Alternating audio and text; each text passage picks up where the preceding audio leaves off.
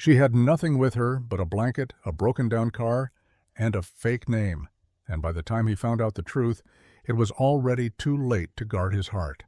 Before we dive in, hit that subscribe button and drop a comment. Where in the world are you watching from? The sky was still the color of charcoal when Caleb unlocked the side gate to his garage, the gravel crunching softly beneath his boots.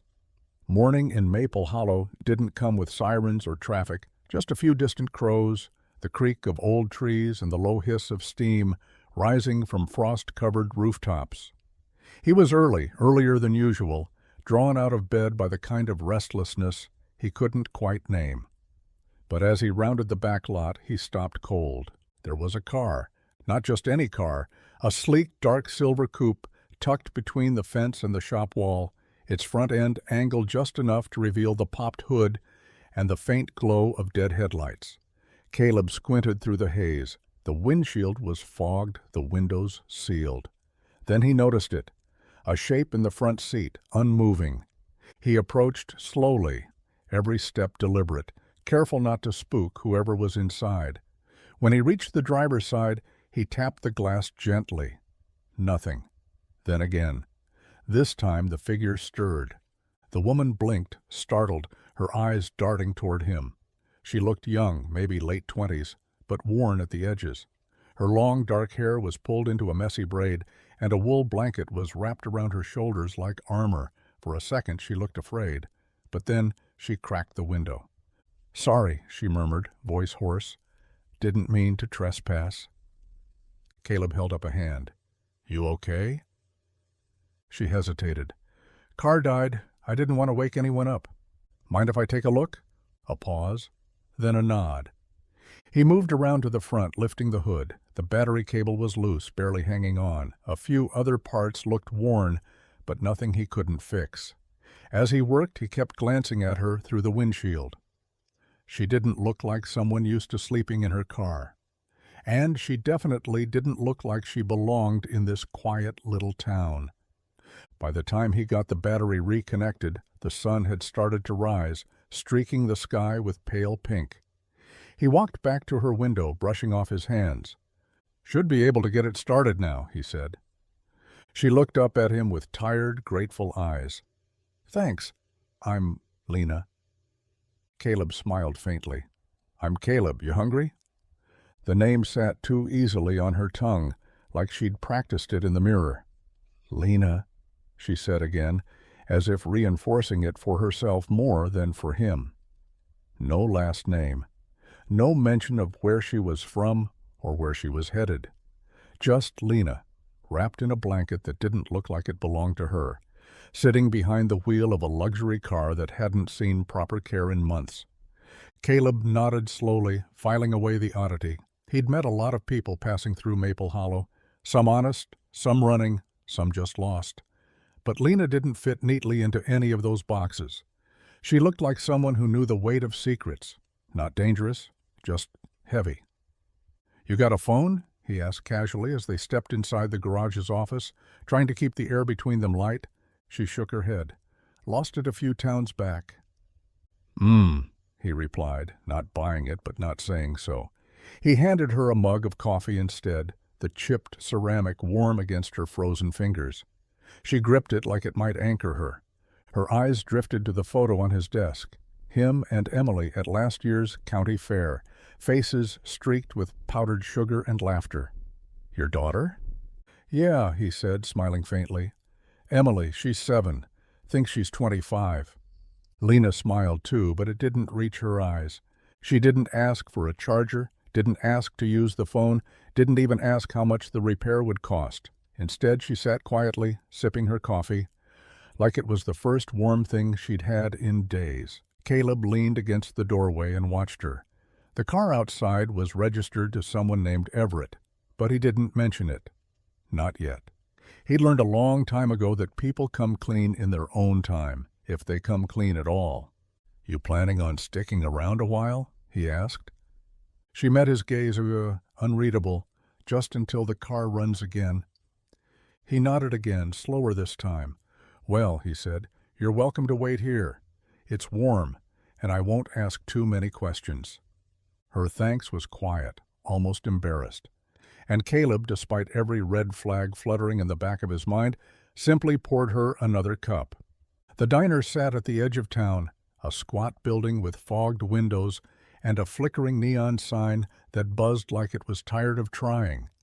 Caleb hadn't planned on breakfast out, but when Lena's stomach growled audibly in the garage, he gestured toward his truck with a quiet, "Come on." She didn't argue, just gathered her blanket like a shield and followed him into the cold. Inside, the place smelled like bacon grease, burnt toast, and the kind of coffee that tasted like it had been simmering since the 90s.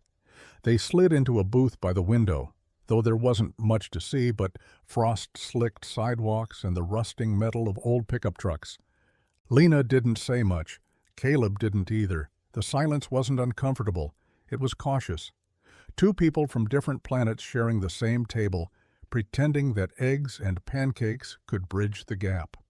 When the waitress arrived, Lena scanned the menu like she didn't recognize half the items. Caleb watched her over the rim of his mug. "Try the breakfast special," he said. "It's not pretty, but it sticks." She glanced at him, then at the waitress. "I'll have that. And, orange juice?"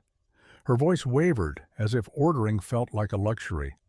When the food arrived, scrambled eggs, toast, hash browns, and 3 thick strips of bacon, Lena hesitated for a beat before digging in. Not rushed, not rude, just hungry. The kind of hunger that made you forget to talk. Caleb noticed how she closed her eyes on the first bite like her body remembered what warmth felt like. "So," he finally said, "you said you're just passing through?" She nodded, not looking up. "Yeah? Heading west. Family out there?" "No." He let the word hang. She didn't add more. "I'm not trying to pry," he said after a beat, "but you don't seem like the kind of person who breaks down behind a mechanic's shop by accident." She met his gaze then, eyes clear but guarded. "Maybe I needed to stop." And that was all she said. Caleb didn't push. He just refilled her coffee and passed the syrup across the table as the silence between them settled into something that didn't need fixing. Back at the garage, the cold still clung to the walls, but the heater had finally kicked in, humming low and steady like a comfort Caleb didn't know he needed. Lena stood near the car, her arms wrapped around herself, eyes tracing every inch of the place as if trying to figure out where she was safe to stand. Caleb grabbed the tow dolly from behind the shop, hitching it up without a word. The car wasn't going far, just around to the main bay. But he wanted to do it right. He always did. That's what his father taught him. If something's worth doing, it's worth doing well, even if no one's watching. "You don't have to tow it," she said softly. "I can push it with you." Caleb glanced at her. "And let you break your back for no reason? Nah, I've got this." She nodded and stepped aside, watching. Once the car was in the bay and he had the hood propped open again, he started running diagnostics out loud, half out of habit, half for her benefit. "Battery's shot," he muttered. "Alternator's not in great shape either. Fuel line's a little temperamental. Could be condensation from the cold." She stood nearby, holding her coffee like it was a lifeline. "How much is this going to cost?" Caleb didn't look up. "I'll take care of it." She blinked. "Wait, what?" "I said I'll take care of it. You don't owe me anything." Her eyes narrowed, but not with anger. Confusion.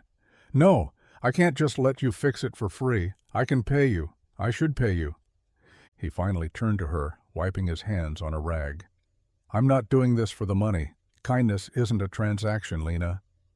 She looked at him like she was seeing a ghost, or a myth, like maybe she wasn't sure people like him existed anymore. "You really don't want anything?" He shook his head. "Just pay it forward, that's enough." She didn't speak after that, just stood there in the warmth of the garage, surrounded by tools and grease and a man who offered help like it was as ordinary as breathing. And, maybe, for him, it was. The sun was beginning its slow descent by the time Caleb finished with her car for the day. The engine hummed quietly under the hood, patched, functional, but not perfect. Kind of like the woman standing beside it, her arms crossed tightly, eyes scanning the horizon as if waiting for something she couldn't name. "You've got heat again," Caleb said, wiping his hands. "Should hold you a while." "Thanks," she replied, that guarded politeness back in her voice. He hesitated before adding, "You're welcome to crash on the couch at my place. It's not fancy, but it's warm and safe." Her eyes met his, not with offense, but something close to pride. She shook her head. "No, thank you. You've already done enough." He didn't argue. A few minutes later, she pulled into the lot of Maple Hollow's only motel, a squat row of rooms with flickering porch lights and a buzzing Coke machine that hadn't worked since 2009. Caleb waited across the street in his truck, engine idling low, watching as she stepped into the office. Through the window, he saw her count out cash from her wallet, slowly, carefully, like every bill mattered more than she wanted to admit. The clerk handed her a single key. One night.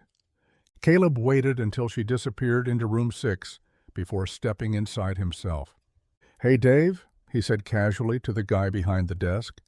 Dave looked up from his crossword. "Caleb, what's up?" The woman who just checked in, "Add 2 more nights," quietly. "She doesn't need to know." Dave raised an eyebrow. "Friend of yours?" Caleb shrugged. "Something like that." He handed over his card. "Just do it." Dave slid the register over without another word. When Caleb left, he didn't look back at the motel. Didn't want to. It wasn't about being seen. It wasn't about anything, really, except maybe the way she held herself, like the world was too heavy, and she was too proud to let it show. Back home, Emily was already asleep, her tiny hand clutching the corner of the blanket. Caleb stood in the doorway for a while, wondering why a stranger's quiet hurt had settled into his chest like it belonged there. The house was quiet except for the gentle creak of the floorboards as Caleb tiptoed past the living room. The heat clicked on with a soft whoosh, filling the small space with a familiar hum. Upstairs, Emily was already tucked in, her cheeks flushed from the warmth of the blankets and the remnants of a long day. Caleb leaned against the doorframe, watching her trace lazy circles on the pillow with one finger, her eyes heavy but not yet closed. "Did you fix her car?" she asked, voice soft and sleepy. "Mostly," Caleb replied, stepping inside and sitting on the edge of the bed. "She's staying at the motel tonight." Emily blinked at him. Why didn't she go home? He smoothed the blanket over her. Maybe she doesn't have one right now. Emily was quiet for a long moment. Then, turning toward him, she asked, "Why did she look so sad?" Caleb paused. The question caught him harder than he expected. He thought about the way Lena, if that was even her name, stood in the garage like a statue, like someone bracing against a storm that had already passed but still echoed. He remembered the look in her eyes, the way she clutched her coffee cup like it was the last warm thing in her life. But how do you explain that kind of sadness to a 7-year-old? He gave her the safest answer he could find. "Some people carry their sadness on the outside, Em. Doesn't mean they want to. It just slips out sometimes." Emily's brow furrowed. "Did something bad happen to her?" "I think something hard happened," Caleb said carefully. "Something that made her feel like she had to hide." Emily nodded slowly, considering that. Then she said, "Maybe we can help her not hide." Caleb smiled, brushing her hair back from her forehead. "Maybe." She yawned, already fading. "You're good at fixing things, Daddy. Maybe you can fix her, too." He sat there for a moment after she drifted off, staring at the ceiling, heart heavy. He could fix cars, engines, brakes, but people? That was a whole different machine. The garage was quiet, except for the ticking of cooling metal and the occasional clink of Caleb's wrench against the undercarriage. The rest of the town had gone to bed hours ago, wrapped in quilts and routine, but Caleb was still here, alone under flickering fluorescent lights, sleeves rolled up, grease under his nails, and his mind somewhere else entirely. He adjusted the alternator belt with practiced hands, but his thoughts weren't on the engine. They kept drifting back to her, to Lena, to the way her eyes darted around like she was constantly scanning for escape routes, to the tightness in her jaw when she smiled, like she had to remember how, to the way she said thank you like it was a phrase she didn't get to use often, or maybe didn't believe people meant when they said it to her. He sighed and reached for another socket. Caleb wasn't a man who lingered on strangers. He helped them, fixed their cars, watched them drive off, and never thought about them again. That was the job. That was the rhythm. But something about Lena snagged in the gears of his mind, refusing to let go. She'd sat in that diner booth like someone half-present, polite, grateful, but guarded, like a traveler who knew any comfort was temporary. And when he offered to help, that flicker of disbelief in her eyes had said more than any backstory could. She didn't trust kindness, not really. And that got to him in a way he didn't expect. He tightened the bolts, then leaned back on the stool, rubbing the back of his neck. The shop smelled like oil and cold coffee, familiar and grounding. But her voice still echoed, soft, unsure, trying not to reveal too much. "Do you ever wish you could disappear?" He hadn't known how to answer then, still didn't, but maybe that's what this was, her way of disappearing. And maybe, just maybe, she'd landed in the one place where someone actually noticed. Caleb glanced at the door, then back at the car. She'd be driving it again soon, probably gone before the week was up, and for reasons he couldn't explain, the thought hit harder than he liked.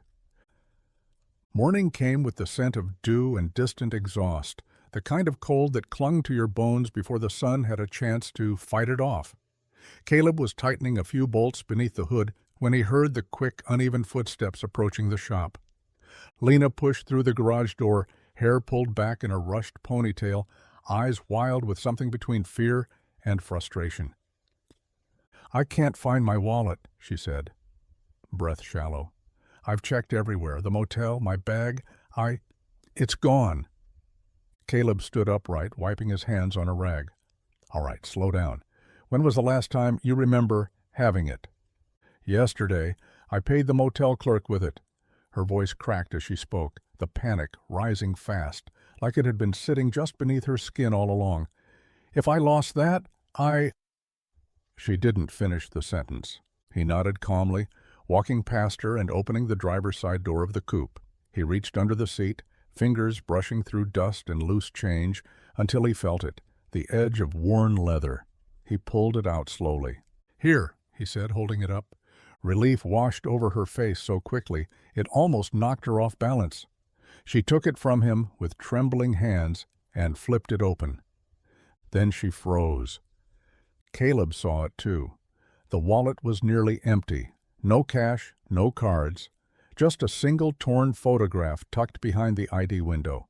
A faded picture of a young girl in a sunflower dress, grinning up at someone who wasn't in the frame. And beneath it, the ID. He didn't recognize the name. Lena Everett, it read. But the font, the hologram, the lamination, they were off. Just enough to be wrong if you knew what to look for. And Caleb did. Her fingers closed the wallet slowly, as if she realized she hadn't hidden the truth well enough.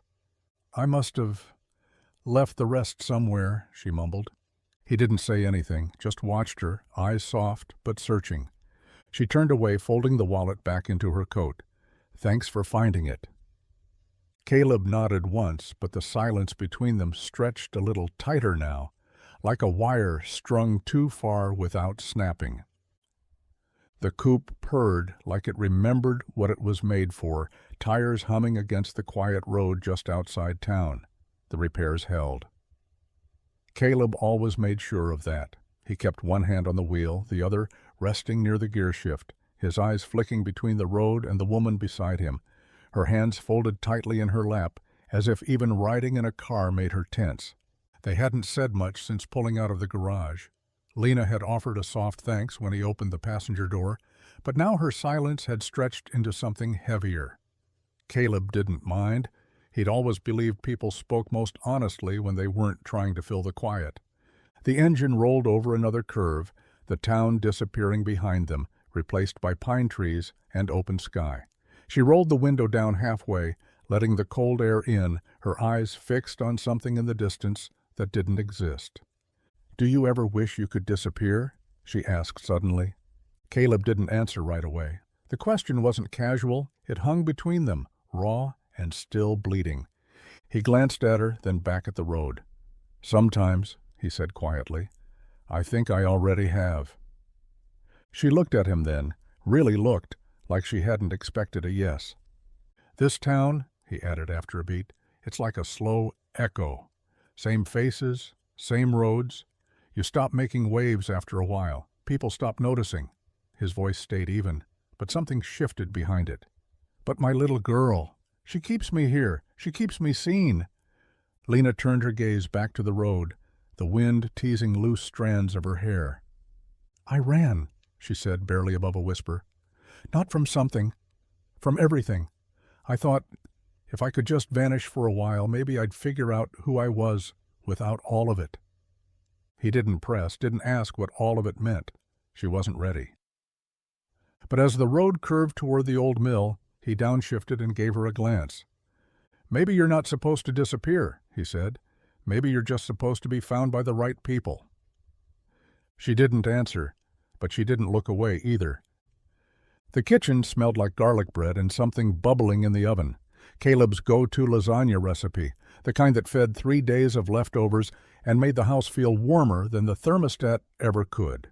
The table was already set, mismatched plates and all, with Emily folding paper napkins into strange little triangles while humming to herself. When Lena stepped inside, she hesitated at the doorway, as if unsure if she was meant to stay or just pass through. She wore the same jeans from earlier, a sweatshirt too big for her frame, and a look like she hadn't eaten a home-cooked meal in a long, long time. Caleb noticed the pause but didn't call it out. "Hope you like cheese," he said, sliding the casserole dish onto a potholder. Emily grinned.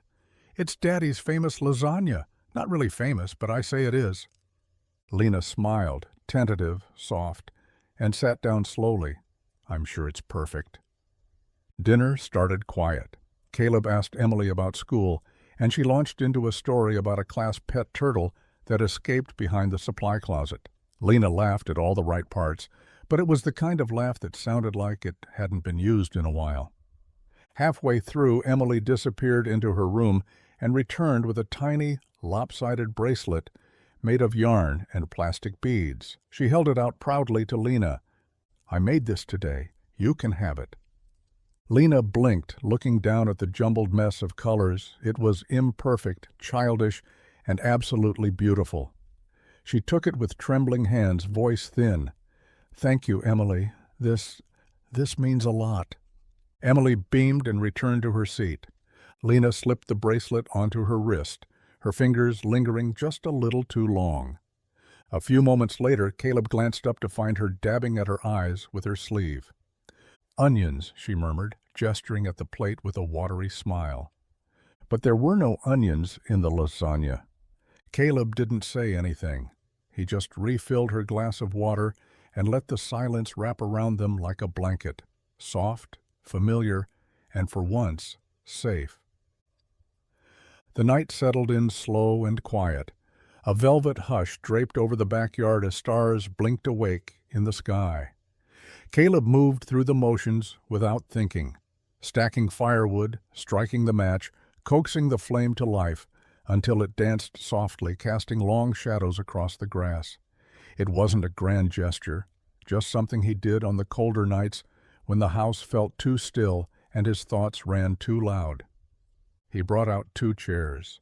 Not because she said anything, she hadn't, but something in the way she lingered at the dinner table that evening, her fingers trailing along the rim of her glass, her eyes flicking to the window and then away again, told him she might want to be invited without words. So he didn't ask. He just set the chairs a few feet apart, angled toward the fire like 2 strangers who didn't need to face each other to feel seen. Caleb sat down, coat zipped, coffee in hand, the fire crackling low. Minutes passed. Then the screen door creaked. Lena stepped out slowly, hoodie pulled over her head, arms crossed against the chill. She didn't look at him right away. She just stood at the edge of the porch as if testing the air, the mood, the silence. Then, without a word, she stepped into the grass and took the empty chair. For a while they didn't speak. The fire popped and hissed, tossing sparks into the night. Somewhere in the distance, a dog barked, then went quiet. Lena rubbed her hands together, not from cold, but from the weight of whatever she was carrying. Caleb didn't look at her. He just sipped his coffee and let the flames do the talking. After a long silence, Lena spoke, barely above a whisper. "It's nice here. Quiet." "Yeah," Caleb said, his voice steady. "Sometimes too quiet, but not tonight." She glanced at him then, a flicker of something unspoken in her eyes. Gratitude, maybe even trust. The fire kept burning, and they stayed there, two souls side by side, sharing warmth without asking for permission or forgiveness. The next morning the garage smelled like steel and fresh coffee, the air warmed by the low thrum of the space heater and the quiet shuffle of Caleb sorting tools. Lena stood nearby, arms crossed but curious, watching him work. Her sleeves were rolled up, bare wrists, no jewelry, just the faint tan line where a watch used to be. "You ever changed oil before?" Caleb asked, wiping his hands on a towel. She raised an eyebrow. "Does supervising a pit crew count?" He smirked. "Only if you got your hands dirty." She hesitated, then stepped closer. "Show me." Caleb handed her the wrench and crouched beside her near the lift, pointing at the oil pan. "First, you loosen that bolt right there. Let it drain. Then we replace the filter. Simple stuff. Messy, but simple." Lena slid underneath the car beside him, her hair tied back, eyes squinting up at the bolts. Her fingers fumbled the wrench at first, too cautious, too polished. But she adjusted. And when the first drop of oil splashed onto her wrist, she flinched and laughed. A real startled laugh that echoed in the garage like it had been waiting weeks to escape. Caleb looked over at her. "You okay?" She grinned, holding up her hand, now streaked in black. "I think your car bit me." "That's how you know it likes you." She chuckled again, wiping her wrist on a rag. "You sure this isn't just a trick to get free labor?" "You caught me." They kept working side by side until the oil drained and the new filter was in place. Lena leaned back against the tool chest, breathing heavy, her clothes smudged, hands stained. She looked down at herself, then at him, shaking her head. "I used to wear suits every day," she said.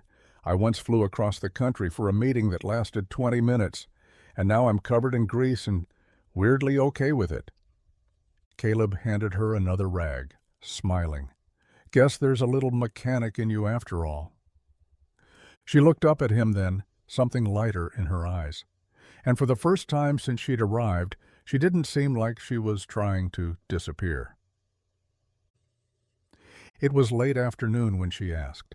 The kind of golden hour that made even rusted fenders and cracked pavement glow like something sacred. Caleb was organizing invoices at the front counter, trying to remember if he'd ordered enough filters for next week, when Lena stepped out of the office, wiping her hands on a shop rag. "I've been thinking," she said, voice low but clear. "Maybe I could stick around a little. Help out, cleaning, answering phones, filing stuff." Caleb looked up, caught off guard. She wasn't someone who asked for things, not help, not space, definitely not a job. Her posture gave her away, shoulders back, chin high, but her fingers tugged nervously at the hem of her sleeve. "You sure?" he asked gently. "Doesn't exactly pay in gold bars." She shrugged, glancing away. "Doesn't have to. I don't feel like driving off yet. Not today." He studied her for a moment, the way her walls were still up but softer. How she stood there waiting, not like someone applying for a job, but like someone hoping not to be turned away again. Truth was, he didn't need help. Business was slow, and Emily was better at sorting mail than half the people he'd paid before. But needing and wanting weren't the same thing. Caleb nodded. All right, you're hired. But fair warning, I've got high standards when it comes to organizing spark plugs. She smiled, that small, reluctant smile that never quite reached full brightness, but always lingered a little longer than the one before. I'll do my best. Start tomorrow? I'll be here. They didn't say anything more. She grabbed a broom and began sweeping the corner near the parts shelf without waiting for direction. Caleb watched her for a moment, the quiet rhythm of bristles on concrete filling the space between them. She wasn't running, not today, and maybe that meant something. He went back to his paperwork, pen tapping against the page, heart thudding just a little louder than before. The whispers started at the gas station. Quiet at first, tucked between weather complaints and football scores, but curiosity in a town like Maple Hollow didn't stay quiet for long. One moment Lena was just a stranger passing through. The next, she was a mystery rooted in routine. Every morning arriving at Caleb's shop in the same old coupe, every afternoon leaving with smudges of grease on her sleeves and something softer in her eyes. At Norma's cafe, Mrs. Daughtry stirred her tea with a smirk and said, "That woman at the garage, she doesn't dress like she's from around here." Across the booth, Pastor Lee raised a brow. "She carries herself like someone used to being followed, not forgotten." At the feed store, Hank told a customer, "That's not just a friend. Caleb's never let anyone touch the invoice drawer, not even his cousin who ran the place last summer." And at the elementary school pickup line, Emily mentioned to her teacher, "Lena's funny." She said she never made macaroni art before. By the next morning, it was town gospel that Caleb's mystery helper had never been near a glue stick in her life. Even Dave from the motel joined the speculation. "She paid for one night. Someone else paid for the next two.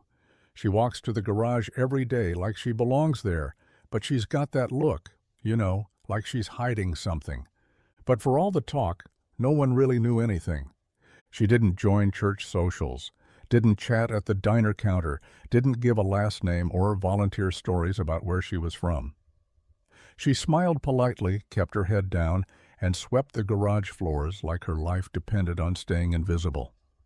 Yet, that only made people look harder. Caleb didn't answer questions. He nodded when people asked how business was, grunted when someone nudged about the girl, and kept his mouth shut when the barbershop gossip spun her into a runaway heiress, a private detective, or a criminal in disguise. Let them talk, he thought. If people wanted a story, they'd make one. But the truth? The truth was Lena was still figuring out who she was, right here, under the hum of fluorescent lights and the judgment of a town that watched everything. The sharp black sedan pulled into the garage lot just after noon, sleek, spotless, and so out of place it might as well have dropped from the sky. Caleb was under the hood of a Buick, the radio humming softly behind him, when the engine shut off with a precise click. He looked up just as the driver's door opened. The man who stepped out didn't belong here. Tailored charcoal suit, polished shoes that had never touched gravel, a silver watch that gleamed even in the shade. He scanned the lot with a kind of efficiency that said he wasn't lost. He was hunting. Caleb straightened, wiping his hands slowly. "Help you with something?" The man's gaze landed on him, assessing. "I'm looking for someone. Ms. Malene Sinclair. I believe she may have passed through recently." The name hit harder than Caleb expected, even though a part of him had already guessed. Still, hearing it out loud sent a cold ripple through his chest. He kept his expression blank, neutral. "Don't know anyone by that name," he said, voice steady. The man's eyes narrowed slightly, but he didn't push. He pulled out a photo from the inside of his coat, crisp, full color, not the kind of thing people just carried around. It was Lena, but not the one who worked the front desk and swept floors in his garage. This was a version of her from another world. Blazer, heels, hair neatly twisted back, power in every line of her stance. She may be going by something else, traveling alone. If you see her, I'd appreciate a call. He handed Caleb a sleek business card, white embossed letters, no logo, just a name and number. Sinclair Motors. Caleb took the card without looking at it and tucked it into his back pocket. Sure. The man glanced around once more, then slid back into his car, doors sealing with a soft mechanical thud. Seconds later, the sedan pulled out, tires barely making a sound. From the shadows near the back office, Lena stepped out, eyes wide, face pale. "I saw the car," she said quietly. "Did he see me?" "No," Caleb replied, "but he's looking for you." She nodded, lips pressed tight. "I need to leave." Caleb didn't try to stop her, not yet, but something in his chest twisted painfully, like a bolt turned too far. The storm came in fast that night, wind howling through the cracks in the garage door, rain hammering the roof like it had a score to settle. Caleb stayed late, finishing paperwork while the storm passed. Lena had gone home early, or at least back to the motel, with shadows under her eyes and her voice a little quieter than usual. Ever since the man in the suit had shown up, she'd been more guarded, even with Emily. He was cleaning up when he noticed it, a small black notebook wedged between the file cabinet and the break room wall, probably slipped out of her bag sometime during the week. It was unmarked, worn at the edges, and held together by a rubber band that had seen better days. He hesitated, fingers resting on the cover. It wasn't his place, he knew that, but something tugged at him, not just curiosity, something closer to concern and maybe a little hope. He peeled off the band and opened it. The first pages were diagrams, neat, technical, drawn with precision, engine layouts unlike anything he'd seen before, notes in the margins about emissions, fuel flow, electric integration, efficiency ratios, the kind of thing only someone brilliant and deeply passionate would bother sketching by hand. As he flipped further, the drawings changed. Crayon-colored mock-ups of children's science kits, pages labeled "Build Your Own Engine" with little cartoon wrenches and simplified instructions, diagrams of toys that taught combustion principles, kits for teaching torque and balance. One page had stick figures of kids smiling beside what looked like a makeshift garage. Toward the back, it got more personal, a 2-page spread titled "The Garage I Wish Existed," hand-drawn blueprints of a modest building, a shop that looked a lot like his, but with big glass windows, an open waiting area, and words scribbled in block letters along the top. Honest mechanics, fair pay, no judgments. Caleb sat down, notebook resting in his lap like it weighed more than paper should. She wasn't just running, she was dreaming, building something inside her, even while the outside of her life cracked apart. And for the first time since she walked into his world, Caleb realized something deeper than mystery was keeping her close. She wasn't lost, she was rebuilding. Emily turned 8 on a Saturday morning that smelled like frosting and late spring rain. Caleb had planned something small, just a few friends from school, a store-bought cake, and a backyard that still had patches of winter mud clinging to the corners. But somehow, with Lena's quiet touch, it became something more. She didn't take over. She just offered, like she always did, with that soft voice and steady hands. She baked cupcakes with real buttercream, helped Emily decorate paper crowns, and strung lights along the fence until the backyard looked like a slice of magic, carved from ordinary things. Caleb watched her from the kitchen window, sleeves rolled, hair braided down her back, laughing as she let Emily smear frosting on her cheek. It wasn't a sound he was used to hearing from her, not cautious or measured, but full, bright, alive. The kids played tag between the trees, and the parents made small talk over lemonade. Caleb stayed near the grill, flipping burgers, pretending he didn't notice how many times his eyes drifted back to her. Then came the moment he hadn't expected. When the candles had been blown out and the presents half unwrapped, Lena handed Emily a gift wrapped in brown paper and twine.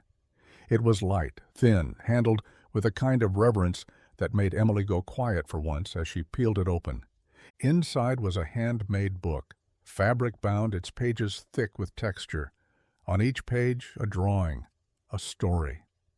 "Emily the Engineer," the title read in Lena's looping handwriting. Each page showed Emily building something, fixing a spaceship, inventing a scooter that ran on wind, creating a robot that made pancakes. The final illustration showed Emily in a garage with stars in the windows and her dad smiling beside her. Emily stared at it, then looked up. "You made this?"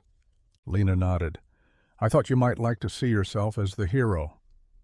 Caleb's throat tightened. Because this wasn't charity.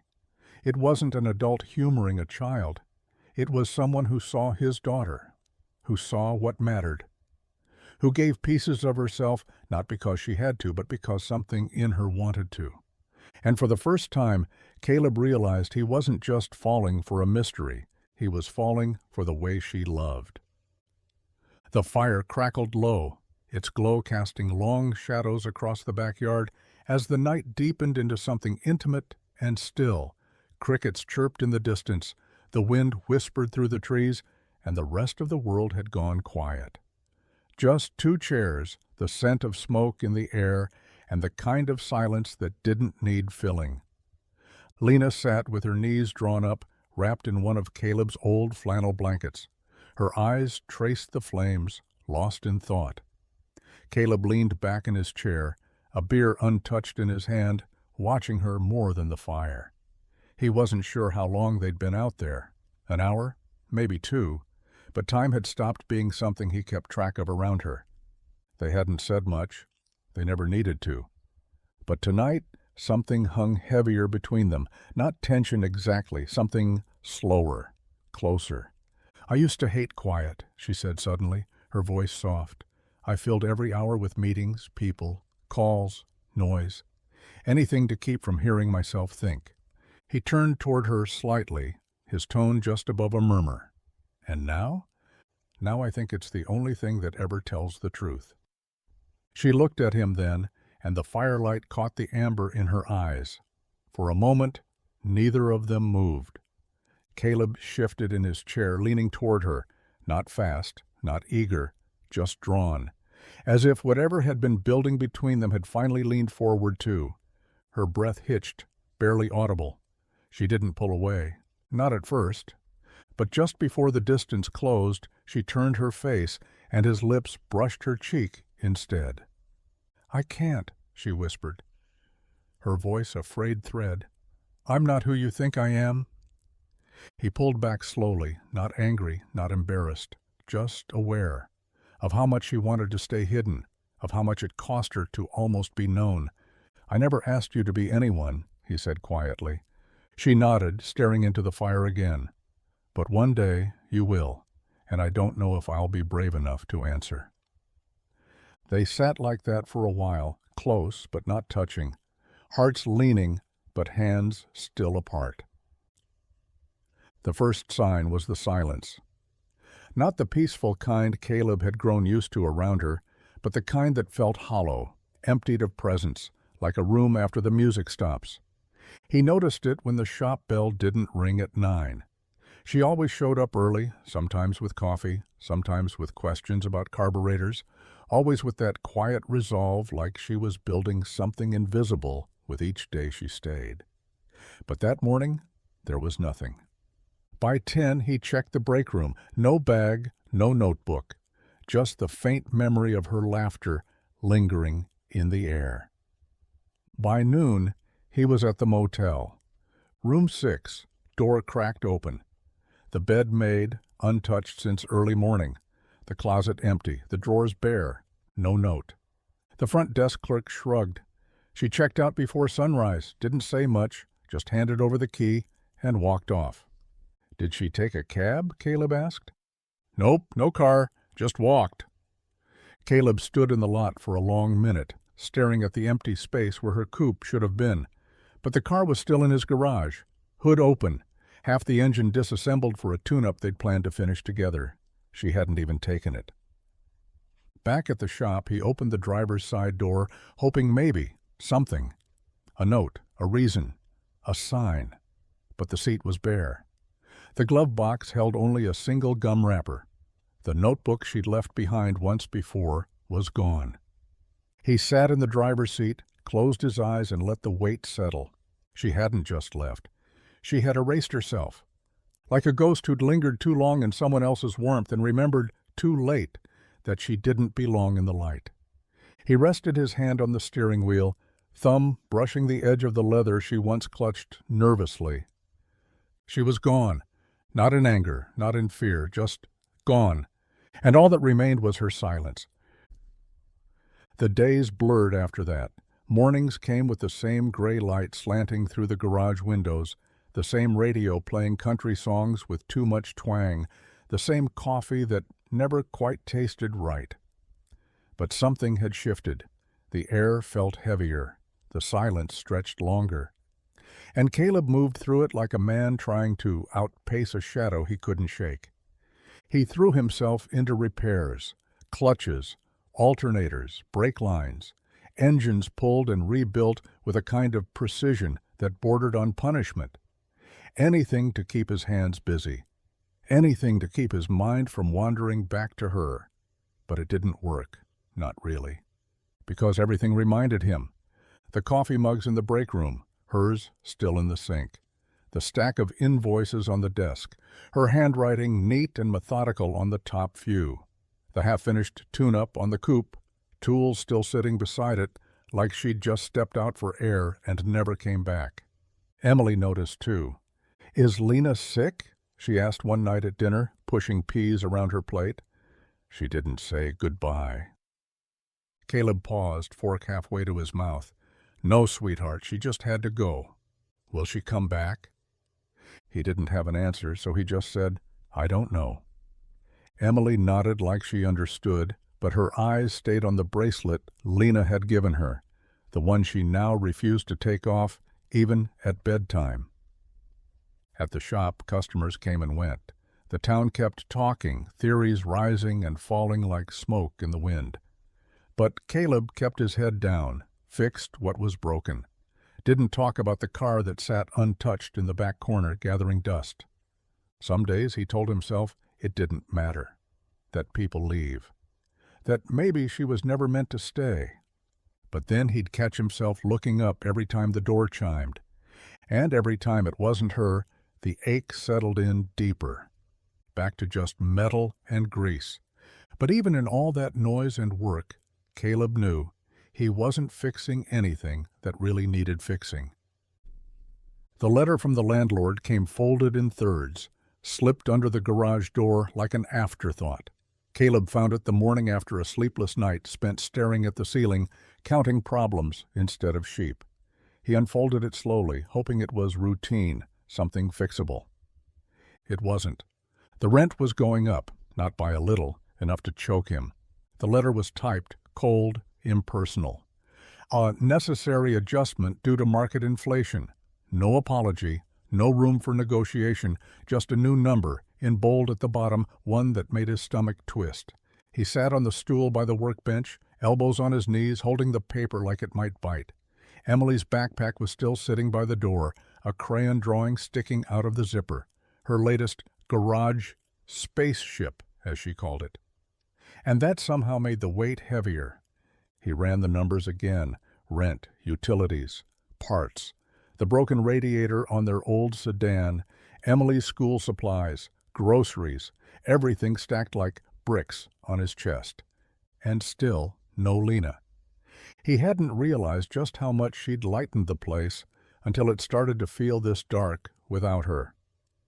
That evening, after closing, he stayed late again, not working, just sitting in the stillness.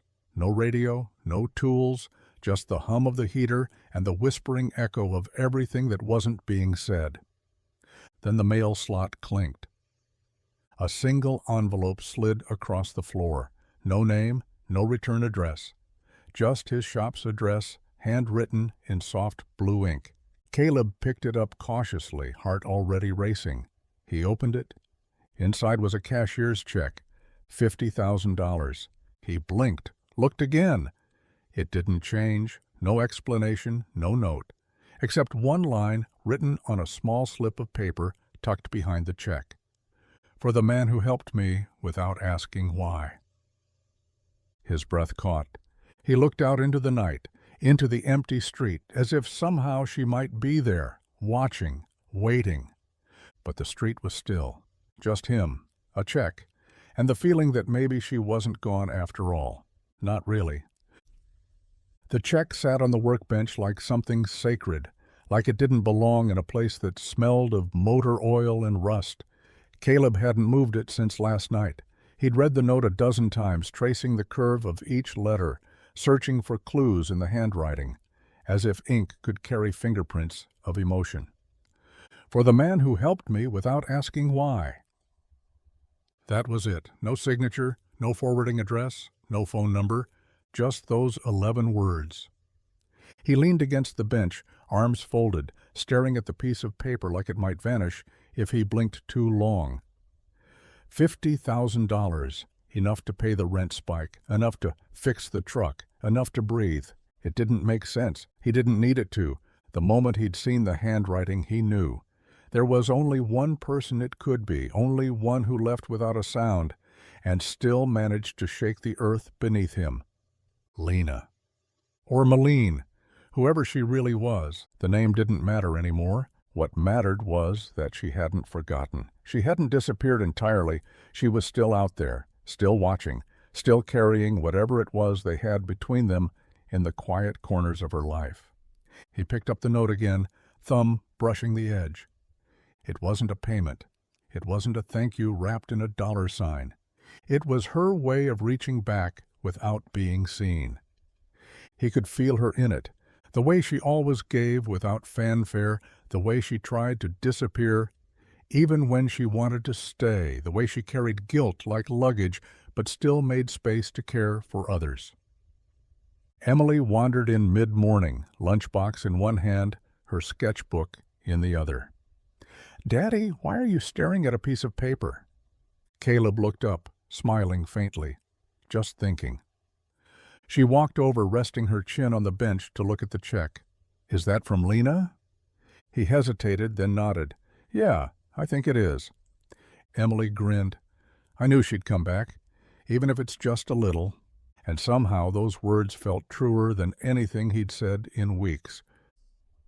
The bar was half empty, just the regulars nursing cheap beer and pretending the world outside didn't exist. Caleb sat at the far end, a basket of untouched fries in front of him and a glass of water sweating in his hand. He didn't come here often, but tonight the house had felt too quiet, too full of ghosts and memories that didn't knock before walking in. The TV above the bar was tuned to a business channel, the volume low, captions rolling across the bottom. He wasn't paying attention, at least not until a familiar face flashed on the screen. His heart stuttered. Malene Sinclair, hair pulled back into a sleek bun, makeup precise, shoulders square in a navy blazer. She looked like a woman who had never once stood barefoot on cracked garage concrete or eaten diner eggs at a wobbly table. But her eyes, those were the same, still holding that searching softness, still hiding more than they let show. Caleb stared, frozen. The banner beneath her read, Sinclair Motors. CEO returns after private sabbatical. The interviewer leaned in, smiling too widely. "So, Malene, this unexpected time away, care to share what inspired it?" She smiled, tired, honest. "I needed to remember why I started. Somewhere along the way, success became noise. I forgot what quiet looked like, what real connection feels like." He leaned closer. "I wanted to see if kindness still exists when there's nothing to gain. If people help without knowing who you are. If they mean it." She paused, voice softer. "And I found it. In a small town. In people who didn't ask for anything back." The screen cut to archival footage of her at a press conference, shaking hands, stepping into a luxury car. But Caleb barely noticed. She was talking about him. She never said his name, didn't need to. Somewhere between the gears and grease and lasagna and late-night fires, she'd taken everything she couldn't say and folded it into that sabbatical, and now the world was watching her tell a story they'd never understand. But Caleb did. He finished his water, stood slowly, and left the bar without a word. She'd left him silence. But now, finally, she was speaking. Caleb didn't make it out the door before something on the TV pulled him back. He turned, drawn like gravity had shifted, and looked up again. The interviewer had moved on to a new question, something polished and rehearsed about market growth and future investments. But none of that mattered, because there it was, on her wrist, Emily's bracelet. Bright plastic beads strung together with frayed pink yarn, some of them backwards, one missing entirely, a crooked little heart bead near the center. A child's creation, fragile and loud in its innocence. And there it sat, just below the edge of Maline's tailored blazer, peeking out with no apology. His breath caught in his throat. It didn't belong in her world of boardrooms and television lights. It clashed with her diamond earrings, with her calm authority, with the entire polished image she had rebuilt since leaving Maple Hollow. But she wore it anyway. On national television, she hadn't taken it off. He stared for a long moment, everything else around him blurring out. The bartender, wiping glasses, the low murmur of conversation, the glow of neon signs behind him. None of it registered. All he could see was that little band of color clinging to her wrist, like a secret only he and Emily knew the meaning of. She hadn't let go, not of him, not of Emily, not of the truth they built in silence. It wasn't a shout, it wasn't a grand gesture. But to Caleb, that bracelet said more than any letter, check, or interview ever could. She remembered. She cared. She was still carrying them with her. He swallowed hard, heart pounding in a way that had nothing to do with surprise and everything to do with hope. For the first time in weeks, the ache in his chest shifted, not vanished, but softened. Rewritten into something gentler. She'd gone, yes, but maybe not forever, and maybe, just maybe, she was waiting for him to follow. The sun hadn't risen yet when Caleb pulled out of the driveway, the truck rumbling low beneath him, headlights slicing through the mist that clung to the road like a secret. Emily was still asleep inside, curled beneath a blanket, unaware that her dad had packed an overnight bag and filled the tank with more hope than direction. He didn't have an address, no itinerary, no map marked with X's or dots or dashed lines, just a name now, Maline Sinclair, and the weight of everything she hadn't said but somehow left behind. The truck's cab smelled like old coffee and motor oil, the glove compartment still stuffed with tools, receipts, and one tiny crayon drawing labeled Daddy's Fix-It Castle. He reached for the radio but didn't turn it on. Silence suited him better. It had always been her language, after all. He wasn't running away. He was chasing something he couldn't explain. A laugh she let slip while wiping grease off her wrist, the curve of her name as she scrawled it into Emily's storybook, the tremble in her voice when she said, "I'm not who you think I am." And maybe she wasn't, but she'd shown him who she wanted to be. That counted for something. The road unfurled ahead of him like a ribbon dropped by fate. Interstates, back roads, exits he didn't recognize, towns too small to be remembered by GPS. He stopped for gas once, staring blankly at a billboard that read, "Sinclair Motors, the future drives here." He laughed bitterly under his breath. The future might drive there, but Caleb was following something older, something real. He didn't know what he'd say if he found her, didn't know if he'd be welcome, but the not knowing didn't scare him anymore. She left quietly, but not carelessly, and a woman who wears a child's bracelet in front of the entire world, that's not someone who wants to be forgotten. So he drove on, through sunrise and miles of doubt, into a story with no roadmap, into the open, into nowhere. Which, if he was being honest, felt exactly like the place where everything had begun. The Sinclair estate didn't look like a place built for people. It looked like it had been constructed for impressions. Stone walls taller than memory, wrought iron gates that seemed more decorative than necessary, and a driveway that curved out of view like it had secrets of its own. The hedges were cut too perfectly, the silence too intentional. Caleb sat in his truck outside the gate, engine off, fingers tapping the steering wheel. He felt out of place before he even got out. His shirt was clean but wrinkled, his boots still stained with oil from the last job he finished before leaving. But he wasn't here to impress anyone. He was here for her. He walked up to the gate, rang the intercom, and waited. Static crackled. "Do you have an appointment?" a clipped voice asked. "No," Caleb replied. "Then I'm afraid we can't." "I'm here to see Malene Sinclair. Tell her the mechanic stopped by." A long pause followed, then silence, and just like that, the line went dead. He stood there for a while, unsure what he expected. A summons, a guard, maybe just a voice that told him to go home. But the gate didn't move. No one came. He turned back toward his truck, heart tightening. Maybe he was too late. Maybe she'd made peace with what they were, what they weren't, and buried it like an old tool never meant to be used again. Then a small voice behind him said, "You're the mechanic, aren't you?" He turned. A girl stood just inside the gate, maybe 9 or 10, dressed in a private school uniform, hair in braids, clutching a book too big for her hands. Her eyes were wide, curious, and unafraid. "My aunt talks about you," she said. "The man who fixed her car and didn't ask for anything." Caleb stepped closer to the gate, heart now lodged somewhere near his throat. "Your aunt? Is she home?" The girl smiled, one dimple deepening. "She's in the greenhouse. She always goes there when she's thinking too hard." And then, without another word, she ran off toward the house. Caleb looked back at the gate, and this time it opened. The greenhouse stood at the far edge of the estate, half hidden behind manicured hedges and flowering dogwoods, its glass panels glinting in the afternoon sun like a secret waiting to be confessed. It didn't belong to the rest of the property, too wild, too honest, plants spilled from clay pots and tangled over workbenches, the air humid and sweet with jasmine and mint. Caleb stepped inside quietly, the door creaking just enough to announce him. She was there. Barefoot, her heels kicked off near the door, sleeves rolled up to her elbows, dirt smudged on her forearm like she hadn't noticed or hadn't cared. She was kneeling beside a bed of green sprouts, gently patting soil around their roots. She didn't look up at first, just pressed her hands into the earth like it could steady her.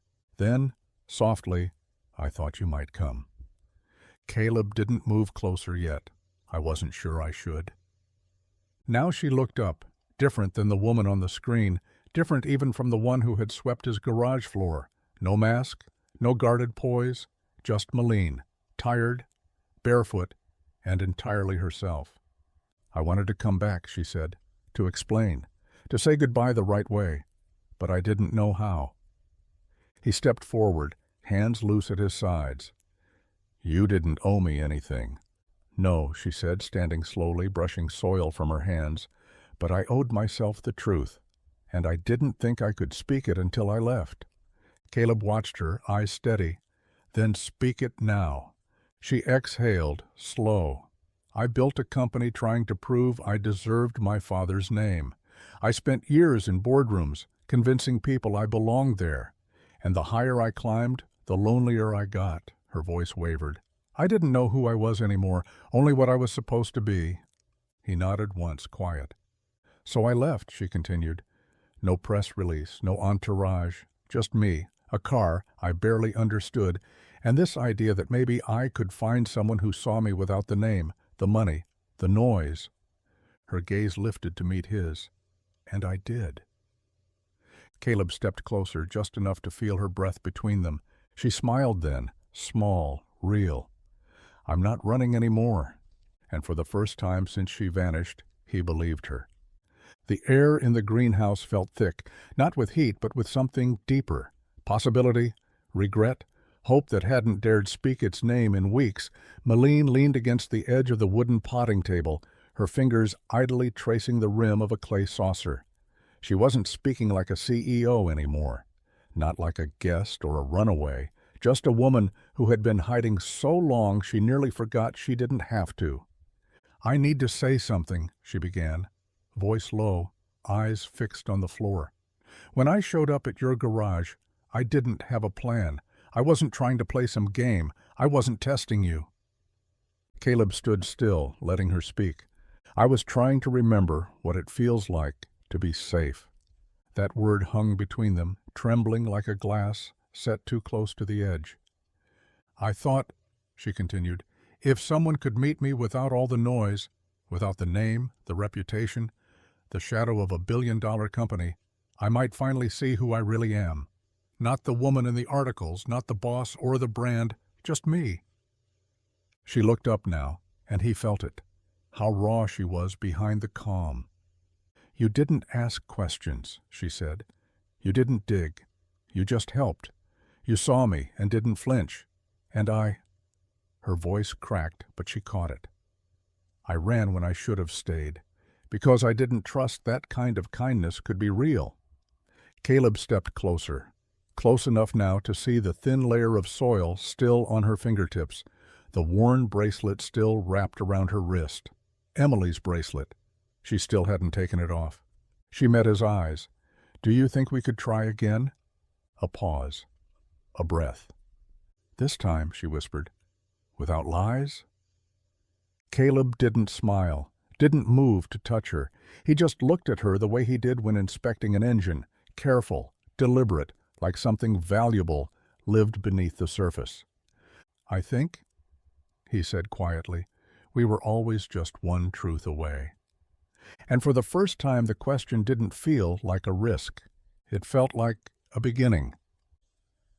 The return to Maplewood wasn't announced. No headlines, no press release, just the soft roll of Caleb's truck down the two-lane road lined with pine trees and rust-colored leaves. Malene sat beside him, hair down, hands in her lap, watching the familiar roads like they were pages from a story she had once been too afraid to finish. She didn't wear sunglasses this time, didn't shrink from the town's gaze. She looked out the window like someone finally ready to be seen. When they passed Norma's cafe, Caleb watched as her name began to ripple through whispered conversations like smoke catching light. Malene Sinclair. In Caleb's truck. Back in Maplewood. But this time she didn't flinch. He pulled into the gravel lot beside the same old motel, peeling paint, a soda machine that still blinked out of order. Room 6's door sat slightly crooked, like it hadn't been opened since the day she left. Malene stepped out of the truck, looked at the place for a long moment, then walked into the office and asked to speak to the owner. By sundown, the papers were signed. She didn't renovate it to luxury. She didn't raze it to the ground. Instead, she turned it into something honest, a shelter for women on the edge of starting over. The kind of place she wished had existed when she'd needed to vanish, when she was more shadow than person, more fear than name. She called it the 6th room. No ribbon cutting, just an open door, soft beds, hot meals, and dignity without a price tag. When Caleb told Emily they were having a guest for dinner again, she clapped her hands and asked if they could make lasagna. "Only if Lena helps," she insisted. Malene laughed. "You mean Malene?" Emily shook her head stubbornly. "No, I mean Lena. That's the name you had when we met you. It's still you." That night they ate at the same table as before, same plates, same mismatched silverware. Only this time there were no hidden names, no secrets tucked under folded napkins, just a man, a girl, and a woman who'd finally come home by choice. The sun was just beginning to dip behind the rooftops, casting long golden streaks across the front yard when the screen door creaked open and Emily stepped out, barefoot, cradling a handful of wildflowers she'd picked from the edge of the property. Caleb was still unloading groceries from the truck when he heard her gasp, sharp, joyful, and utterly certain.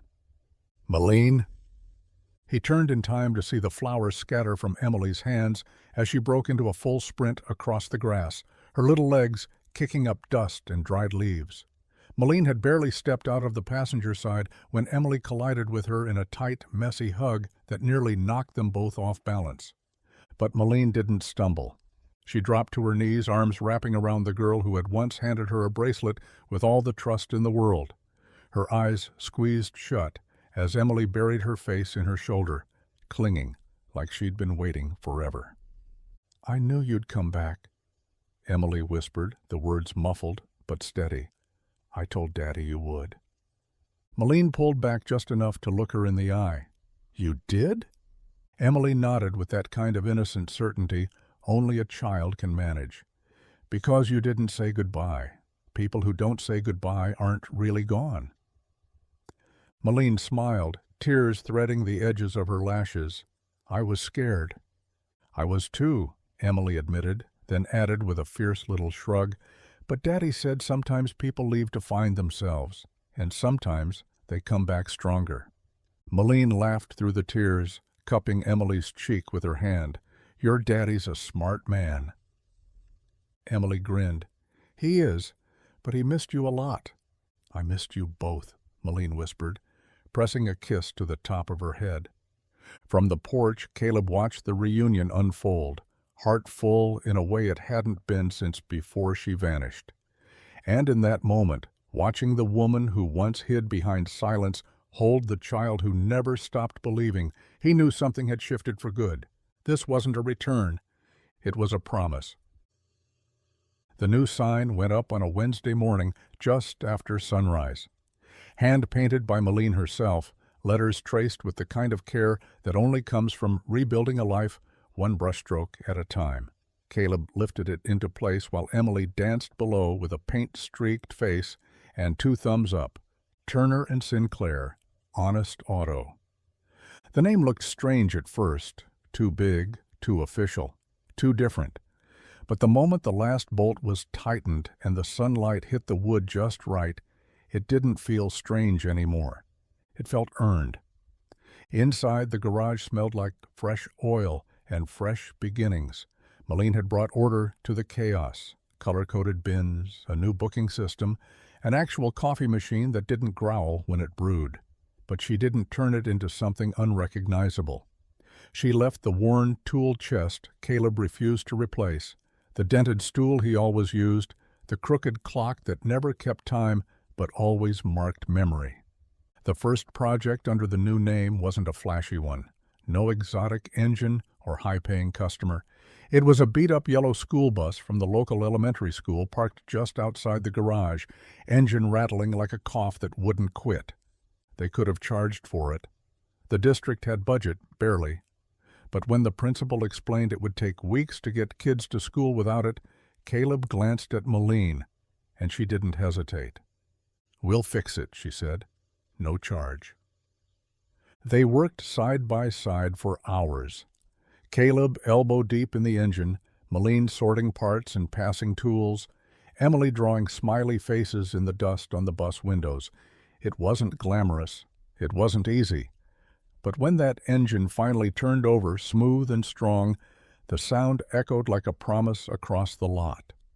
A promise to do things right, to build something honest, to give back what the world tried to take. That night, as they closed up shop and turned off the lights, Caleb looked up at the sign once more, Turner and Sinclair. 2 names, 1 story, built not just with tools, but with trust. The garage hadn't changed much. The walls still bore the scuffs of 1,000 repairs. The old radio still played the same 3 stations, and the scent of grease, metal, and something faintly sweet still clung to the air. Caleb stood near the open bay, wiping his hands with the same faded rag he'd used for years, though the calluses in his palms had softened slightly with time. Outside, the sun dipped low, casting golden light across the lot where a little girl, now much older, Emily, 16 and taller than her father ever expected, was teaching a younger kid how to check oil. Inside, a teenage boy leaned against the tool bench, wide-eyed, waiting for the end of a story. "So," the boy asked, "is it true? She just showed up one day in a broken-down coupe?" Caleb smiled, slow and thoughtful, eyes drifting to the photograph on the wall. Malene, in coveralls and smudged glasses, laughing over an open hood. Emily beside her, holding a wrench with way too much confidence. "Yeah," he said softly. "She showed up with a car that wouldn't start, a name that wasn't hers, and a look in her eyes like she didn't believe in anything anymore. The boy leaned in. "And you knew she was someone important." "I didn't know anything," Caleb chuckled, "except that her hands shook when she handed me the keys, and that no one fakes being that tired." He looked around the shop then. Turner and Sinclair still painted above the door, a little faded but strong. The same garage, now full of new stories and honest work.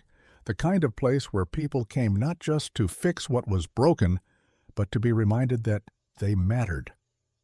"I fixed her car," Caleb said, glancing out the window where Malene was helping a neighbor rotate their tires.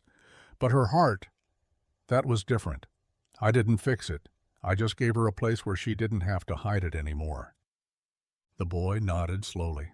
"So that's what love looks like." Caleb smiled again, grease on his hands, soot in his hair, and warmth deep in his chest. "Yeah," he said, "sometimes love looks like that. Covered in grease. Quiet, real, and worth every second.